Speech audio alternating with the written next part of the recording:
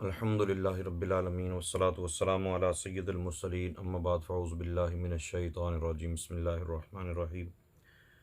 अल्लाह ताला इरशाद फरमाता है वक़ाल रब्बुकुम उदऊनी अस्तजिब लकुम। तुम्हारा रब कहता है कि तुम मुझसे मांगो, मैं तुम्हारी दुआ कबूल करूँगा। फिर फरमाया उजीबु दाअवतद दाई इज़ा दआन फलयस्तजीबू ली। मुझसे मांगने वाला जब भी मुझसे मांगता है मैं उसकी दुआ कबूल करता हूँ, तो चाहिए कि मुझसे मांगें। ये बात याद रखिएगा, आला अफजल तरीका यही है कि अल्लाह ताला के हुजूर ही इल्तिजा की जाए और डायरेक्ट अल्लाह ताला को खिताब किया जाए। अल्लाह ताला की बारगाह में इल्तिजाएँ की जाएँ, अल्लाह ताला को याद किया जाए, या अल्लाह ताला के साथ मोहब्बत और प्यार रखते हुए भी अल्लाह ताला की बारगाह में वसीला करने का किसी का जहन हो, तो वो भी नाजायज़ नहीं है कि अल्लाह ताला इरशाद फरमाता है वब्तगू इलैहिल वसीला, उसकी तरफ वसीला तलाश करो। तो अल्लाह ताला की बारगाह में वसीले पेश करना ये भी बिल्कुल जायज़ और दुरुस्त है। चूँकि अल्लाह ताला से मांगना और अल्लाह ताला की बारगाह में इल्तिजा करना, इसमें कोई इख्तिलाफ़ नहीं है।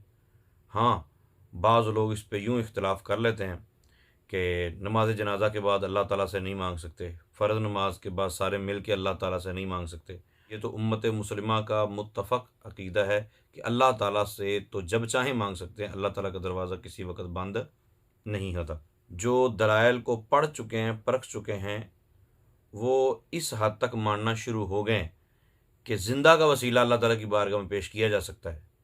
हाँ, फ़ौतशुदा का वसीला अल्लाह ताला की बारगाह में पेश नहीं किया जा सकता। तो अल्लाह ताला से मांगना, इस पे सबका इत्तिफ़ाक़ है। अल्लाह ताला की बारगाह में ज़िंदा लोगों का वसीला पेश करना, इसमें सबका इत्तिफ़ाक़ है। अल्लाह ताला की बारगाह में नेक आमाल का वसीला पेश करना, इसमें सबका इत्तिफ़ाक़। सबसे मुराद अक्सरियत का यही अक़ीदा है। अब रह गई बात कि जो फ़ौत हो चुके हैं, क्या उनका वसीला देना जायज़ है या नहीं।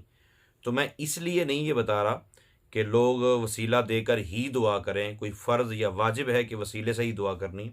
मैं ये सिर्फ़ इसलिए बता रहा हूँ कि जो लोग उम्मत को बात बात पर मुशरिक कहते हैं कि फ़लाँ मुशरिक, फ़लाँ मुशरिक, फ़लाँ मुशरिक, क्योंकि वो फ़ौतशुदा का वसीला देता है, वो मुशरिक है, उनका मुँह बंद करने के लिए और उम्मत मुस्लिमा के इत्तिफ़ाक़ व इत्तिहाद की वजह से मैं चंद बातें आज आपके सामने रख रहा हूँ। हकीकत तो ये है कि वो सिर्फ़ उसकी मानेंगे जो उनकी ताईद में होगा, जो उनके अक़ीदे के मुताबिक होगा। वो हदीस में भी मान लेंगे, वो ज़ईफ़ में भी मान लेंगे, वो सही में भी मान लेंगे, वो कुरान की आयत में भी मान लेंगे, लेकिन जो उनके अक़ीदे के मुताबिक नहीं होगा उसका वो साफ़ साफ़ इनकार कर देंगे। खैर, इत्माम हुज्जत की खातिर आप ये क्लिप सुनिए ज़रा।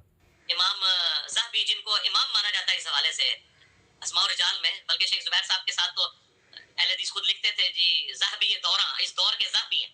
तो ज़हबी खुद जो है वो अस्मा और रिजाल के ऊपर गिरफ्त रखने वाले हैं। ये जो नबी सल्लल्लाहु अलैहि वसल्लम की के वसीले से आदम अलैहिस्सलाम की तौबा कबूल होने का वाक़या है, ये अल मुस्तदरक लिल हाकिम में मौजूद है। अगरचे इमाम हाकिम ने इसकी तस्हीह भी की है कि ये हदीस सही है, लेकिन इमाम ज़हबी जिन्होंने उसके ऊपर बाद में तहकीम की, उनका मौक़िफ़ यह है कि इसमें एक कज़ाब रावी है और इमाम ज़हबी की बात ही ज़्यादा मजबूत है कि रवायत कमज़ोर है। आइए मैं आपके सामने चंद इमाम ज़हबी रहमतुल्लाहि तआला की बातें रखता हूँ। सियर आलामिन नुबला, जिसको आम अल्फाज में सियर आलामुन नुबला कहा जाता है, ये मेरे पास है।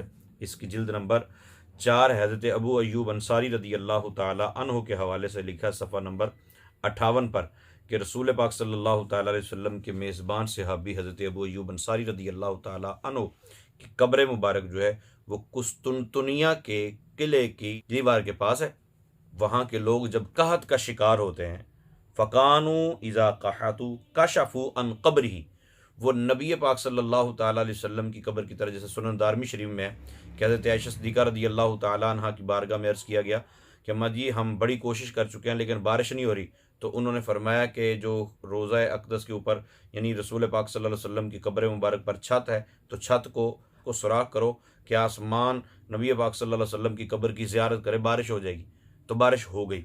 और इसी तरह कशफ़ू अन क़ब्रिही, वो हज़रत अबू अय्यूब अंसारी रदी अल्लाह ताला अन्हु की कब्र से छत को हटा देते थे या वो सुराख कर देते थे, तो फ़उमतिरू, उनको बारिश अता कर दी जाती थी, बारिश बरसा दी जाती थी।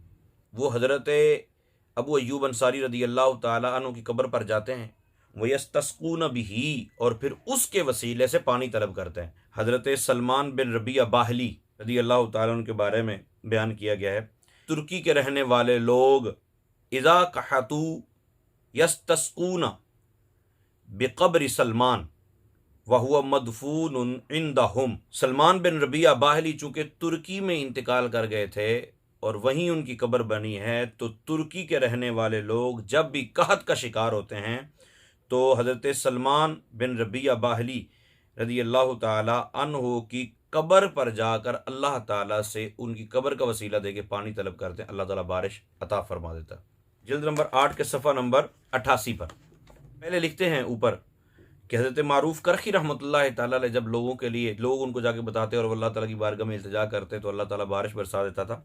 फिर नीचे जाके लिखते हैं कब्र मारूफ कि हज़रत मारूफ करखी रहमतुल्लाह ताला की जो कब्र है अत्तिरियाकु अल मुजर्रब, और ये मुजर्रब है, बार बार का तजर्बा शुदा है कि जो दुखी आदमी है वो उनकी कब्र के करीब जाके दुआ करता है तो अल्लाह ताला उसकी दुआ कबूल कर लेता है।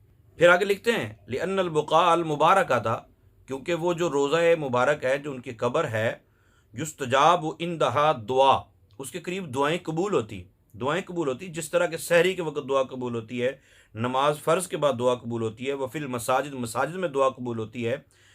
इसी तरह हज़रत मारूफ करखी रहमतुल्लाह ताला अलैह की कब्र के करीब भी दुआएं कबूल होती। फिर मेरे पास ये सियर आलाम नुबला की जिल्द नंबर 13 है।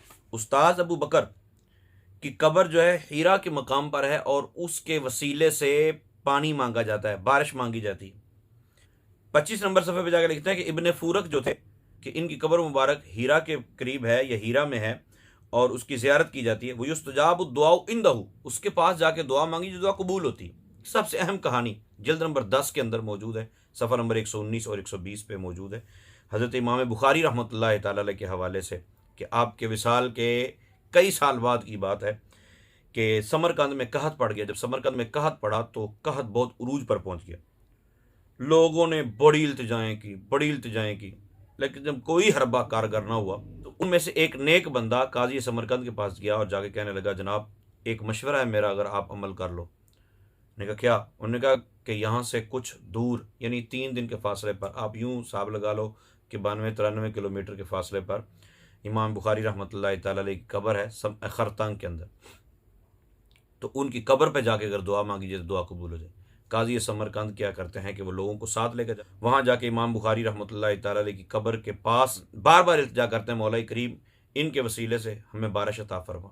तो अल्लाह ताला ने इतनी कमाल की बारिश अता फरमाई कि 7 दिन तक वो लोग अपने घर वापस नहीं आ सके। ये तो था ना कि कब्रों के पास जाके अल्लाह ताला की बारगाह में इल्तिजा करना, कब्रों के पास जाके अल्लाह ताला को वसीला पेश करना।